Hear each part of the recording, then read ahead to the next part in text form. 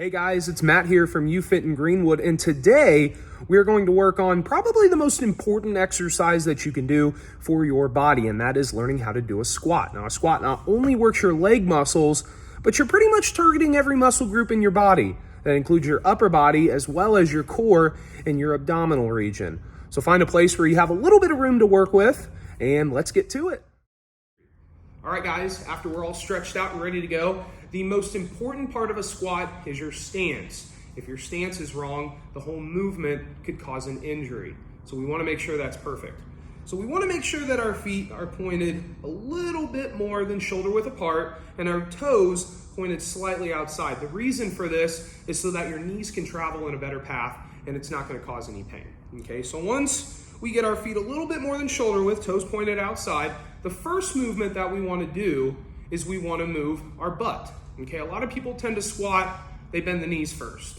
Okay, just like that. Let me turn to the side. Just like that. The problem with that is that when your first movement is your knees, the whole movement's going to be in your knees. So it's going to cause a lot of pain. All of the pressure that's from that squat is going to go right to your knees. A lot of people tend to squat like this. Okay, just doing that even hurts. Okay, all that pressure is going to your knees, and also you're up on your toes, so it's going to go to that as well. So what we want to do instead, and watch closely, instead of the first movement being this, we want it to be more this. Okay, not this, but this. This will allow our butt to travel in a movement so that we're not using our knees. We're using more of our hip flexors. Okay, so the first movement right here. Okay. Once we get that down, you want to keep pushing your butt out and leaning forward as you go down. So we go from here to here, to here, to here, to here, and all the way down and back up. Okay, so as you can see, my heels firmly on the ground. My knees are not going past my toes at all, and I'm performing a perfect squat. The reason why I have my hands out in front of me is to help with balance.